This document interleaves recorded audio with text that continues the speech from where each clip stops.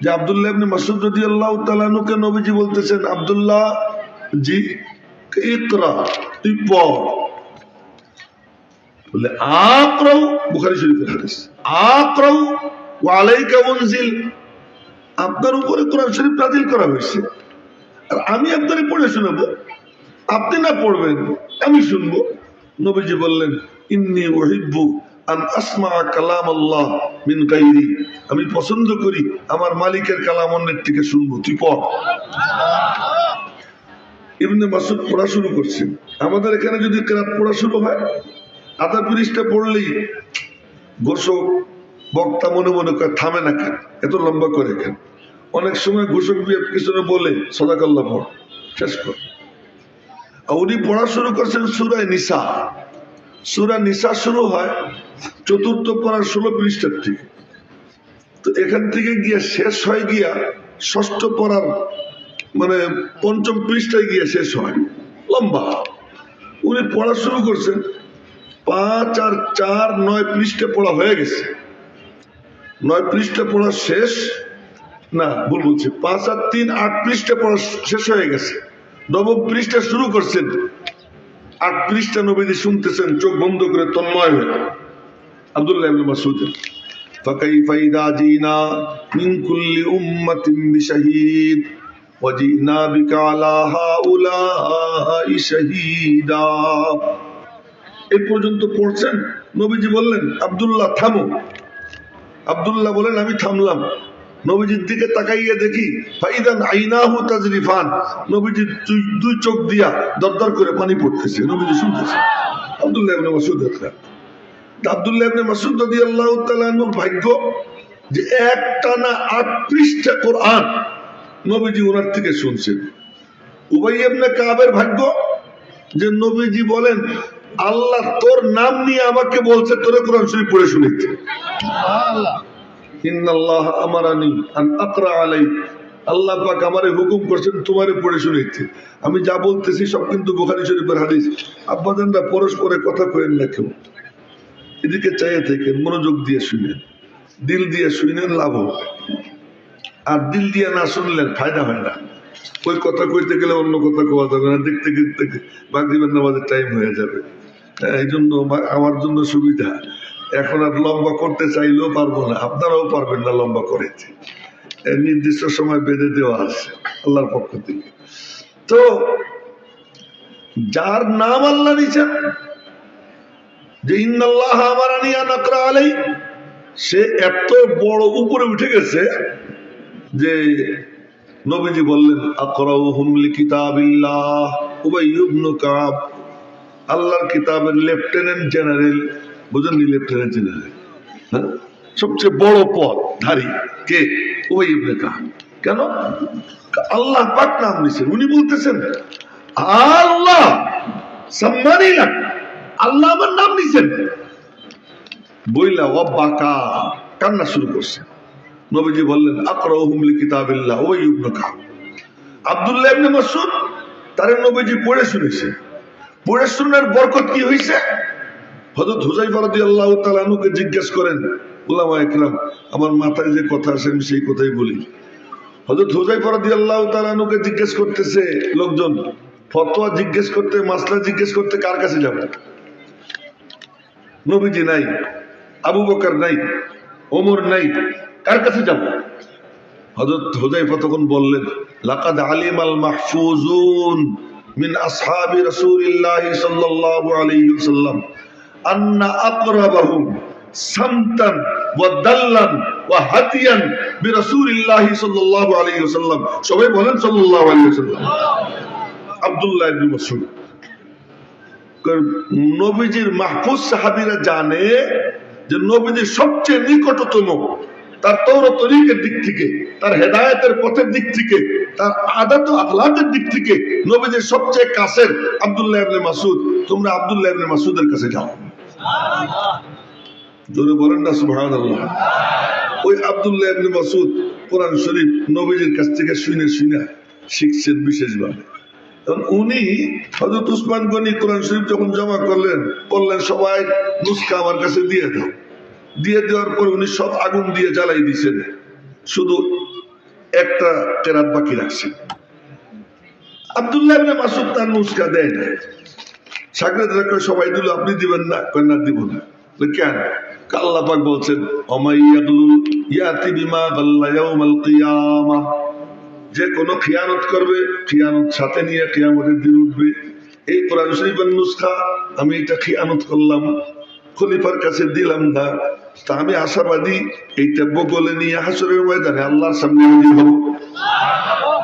در قیامت ہر کسے در دست آرد نامائے من نیز حاضر می شوم مصحفی হাদা در بغل। কিয়ামতের দিন যে যা পারে আল্লাহর দরবারে নিয়ে হাজির হবে, আমি এই মুসহাফ নিয়ে আল্লাহ পাকের দরবারে হাজির হব। আমাদের পুঁজি কি? আমাদের পুঁজি হলো এই যে আমি নূর হুসাইন কাসেম হিসেবে জুতা সুদা করছি। ওই যে আব্দুল্লাহ ইবনে মাসউদের নাম নিলাম, আব্দুল্লাহ ইবনে মাসউদের নামের আগে কোনো সাইকুল হাদিস নাই, আল্লামা নাই, কাল্লামা নাই। এদিক ওদিক তাকাইও না, এদিক চাই, মনোযোগ দিয়েছো। কার নাম নিতেছি, কি সমস্ত নাম আসতেছে, এই নামগুলোর মহব্বত নিয়ে আজমত নিয়ে এদের কথা শুনবো। একটা কথা দেরে লাগিয়ে গেলে আল্লাহ জীবনের মোড় পাঠিয়ে দিবে, জীবনের মোড় পাঠিয়ে।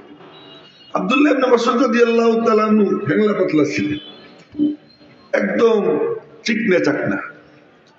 উনি তখনও মুসলমান হননি, বকরি চড়াইতেছেন, কিন্তু আল্লাহ পাকের ওনার ভিতরটা খুব পছন্দ।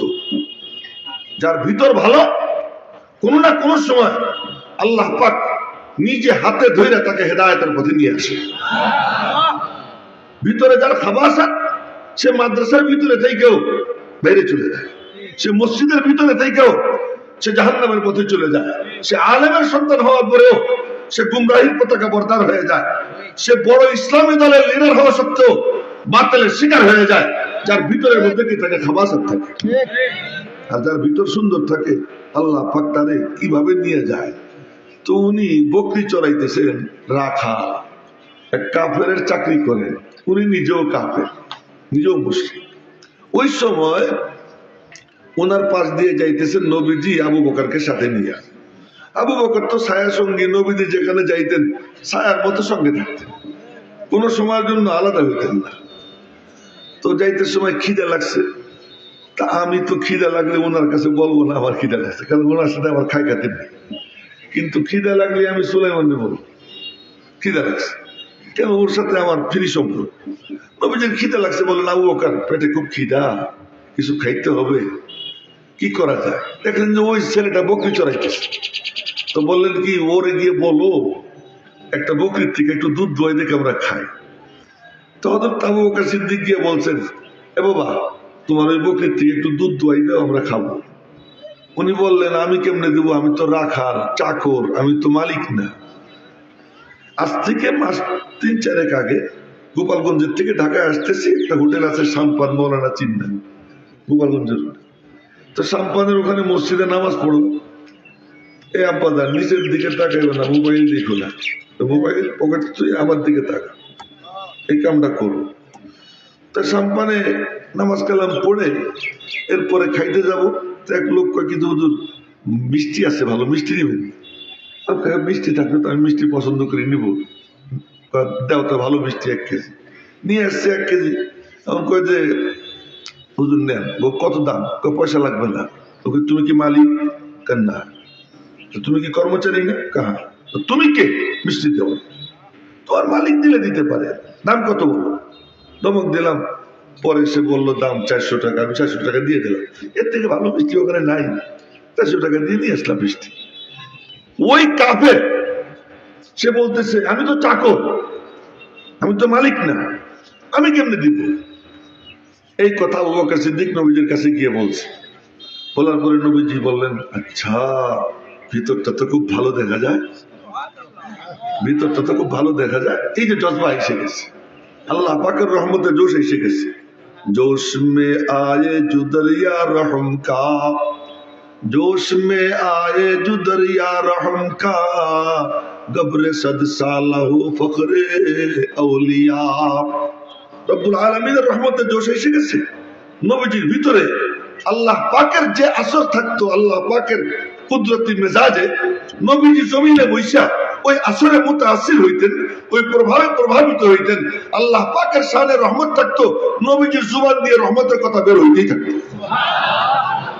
আল্লাহ পাকের মেজাজের মধ্যে রাগ থাকতো, নবীজির জুবান দিয়ে রাগের কথা বের হইতেই থাকতো। তার দুই একটা এক্সাম্পল বলতেছি। নবীজি কখনো কখনো বলতেন যে ওমিয়া ওই রোজাদারদের যদি কেউ ইফতার করে না, তা ইয়া আল্লাহ তাআলা ওই রোজাদারের এক এক অঙ্গের বিনিময়ে তার এক এক অঙ্গকে জাহান্নাম থেকে মুক্তি দিয়ে দেবে। সুবহানাল্লাহ। ভালো করে করেন, একটু ভালো করে করেন। আমি যে দুই হাত বাইন্দে বুঝলে তুমি ডাইনে বামে তাকাইতেছো, আর ডাইনে বামে তাকাবো না। ডাইনে বামের কথা কইতে গেলে অন্য কোনো ওয়াজই হবে না, কেন শুধু এত লোক কথা কেউ এদিক ওদিক তাকাই না। আবার এক সময় বলতেছেন কি সুবহানাল্লাহ, লা ইয়াদখুলুল জান্নাহ মান কানা ফি কলবিহি মিসকালু হাববাতিন মিন খারদালিন মিন কিবরিন। লা ইয়াদখুলুল জান্নাহ মান কানা ফি কলবিহি মিসকালু হাববাতিন মিন খারদালিন মিন বুখলিন। যার অন্তরে সামান্যতম কৃপণতা আছে ও জান্নাতে যাবে না, যার অন্তরে সামান্য অহংকার আছে সে জান্নাতে যাবে না।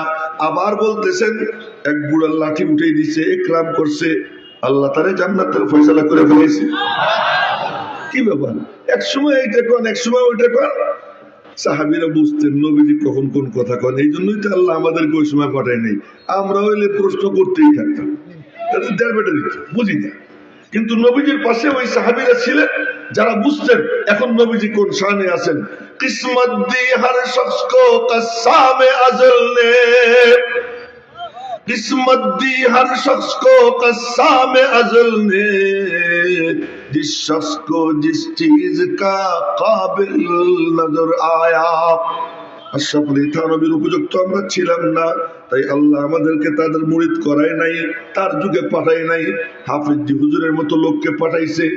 আশরাফ আলী থানবীর হযরত আশরাফ আলী থানবীকে পাঠাইছে কার কাছে? হাজী ইমদাদুল্লাহ মুহাজিরে মক্কির জন্য, যার জন্য যে সেট ফিট আল্লাহ তারাই তার জন্য পাঠাইছে। নবীজির পাশে যারা উপযুক্ত ছিলেন তাদেরকে পাঠাইছে। তারা কোনো প্রশ্ন করেন নাই, বুঝে ফেলছেন যে এখন এই হালাত, এখন নবীজির জুবান দিয়া শুধু সুসংবাদ বের হইতেই থাকবে। একবার সুসংবাদ বের হইতেছে কি, নবীজি বলতেছেন আল্লাহ পাক রহমতের জোশ আসবে, জাহান্নাম থেকে এক অঞ্জলি ভইরা আল্লাহ জান্নাত দিয়ে দিবেন। আবু বকর কয় কি জিদ, নবীজি বলতেছে ইয়া রাসূলুল্লাহ জিদ বাড়াইতে।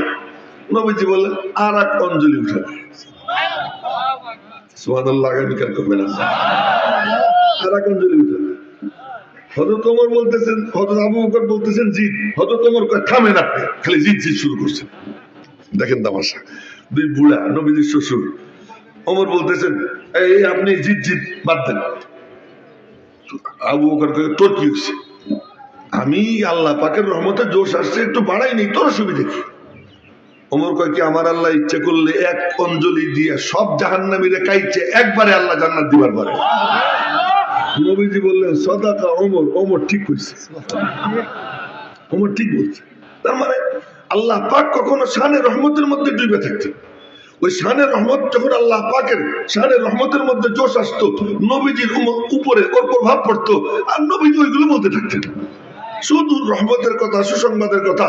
আবার যখন আল্লাহ পাকের শানে গজবের মধ্যে দাউ দাউ করে আগুন জ্বলতো, নবীজির চেহারা লাল হয়ে যেত, গলার রগ খুলে যেত, আপনা আপনা গুনার কারণে নবীজি জাহান্নামের ধমকি দিতেন। এই অবস্থা ছিল। তো আব্দুল্লাহ ইবনে মাসউদের ওই নাম কয়ে ফেলাইলাম, মনে করছিলাম নামটা পরে কম, কিন্তু আগে বলা হয়ে গেছে। ওই যুবক যখন বলছে এই কথা, যার নাম যখন যাইনি ফেলাইছে সমস্যা কি? তো ওই যুবক যখন এই কথা বলছে যে আমি তো চাকর, আমি তো মালিক না, তো নবীজির ভিতরে জজবা এসে গেছে।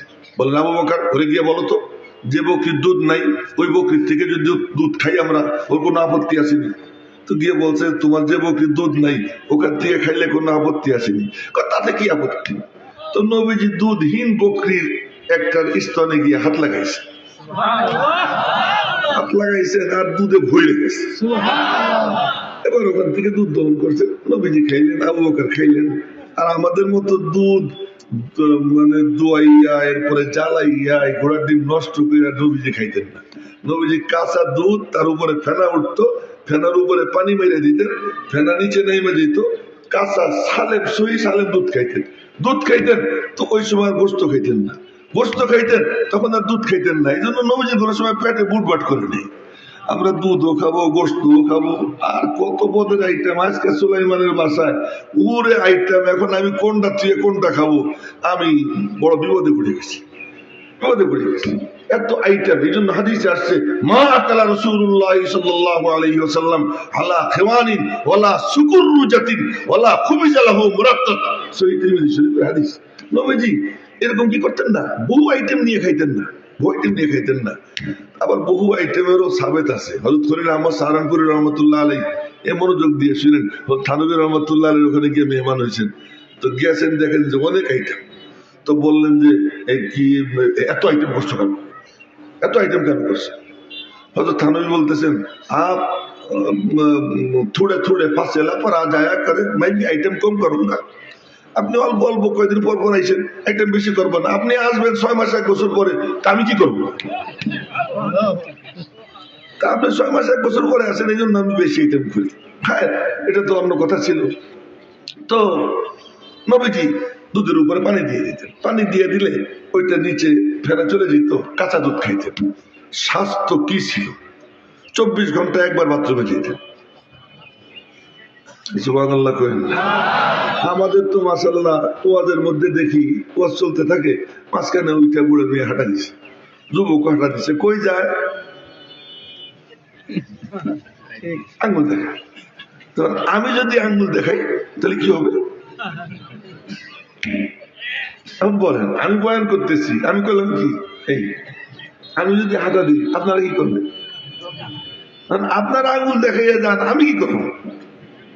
না, এই যে আমাদের অবস্থা।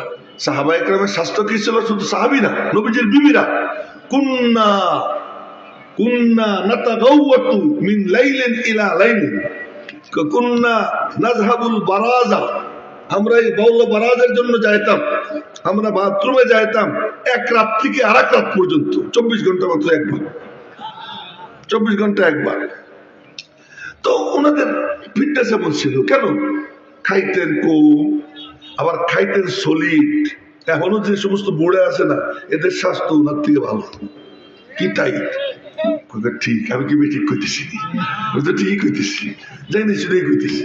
এই বুড়ারা যখন মুসাফা করে চাপ দেয়, আমি দেখি ও মা আমার থেকে অনেক বেশি শক্তি বুড়া, এমন ভাবে চাপ দেয়। বুড়াদের স্বাস্থ্য ভালো, ভালো ভালো খাইছে।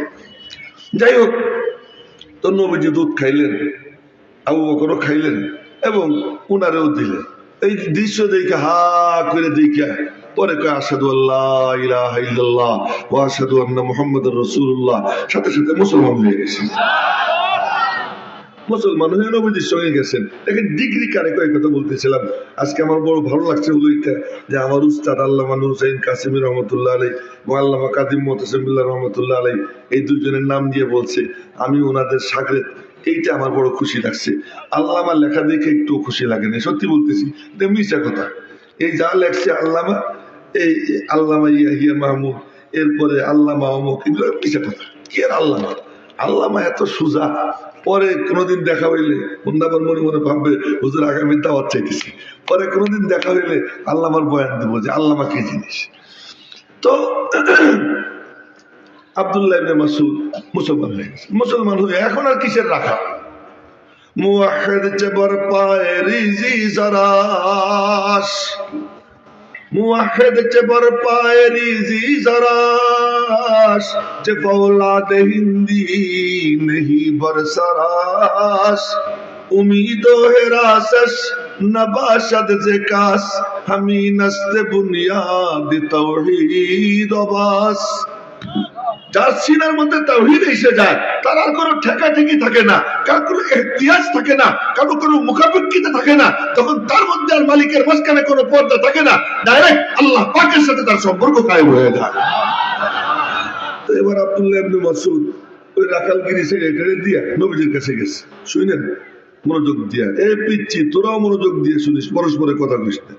আমি কিন্তু তুই পাগড়িওয়ালা, তোরেও দেখছি এদিক ওদিক তাকাইছি, এদিক ওদিক তাকাবি না। এখন নবীজির কাছে গেছেন, নবীজি দেখতেছেন ভিতরটা তো সাংঘাতিক, যোগ্য ছেলেটা, ভিতরটা খুব ভালো।